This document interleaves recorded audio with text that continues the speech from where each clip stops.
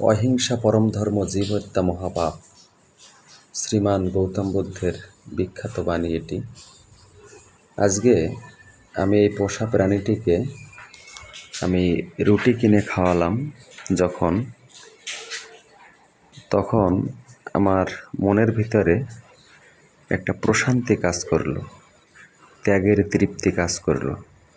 আসলে ত্যাগের যে তৃপ্তি, সে তৃপ্তিটা সম্পূর্ণ আলাদা, যেটা বলে বা লিখে বা কাউকে বুঝিয়েও ব্যাখ্যা দেওয়ার মতো নয়। এখানে আমি একটা জিনিস উপলব্ধি করতে পারি, সেটা হচ্ছে এই প্রাণীটির ভিতরে যে আত্মা আমার ভিতরে একই আত্মা, শুধু ব্যবধান যে ও ছাগল, আমি মানুষ।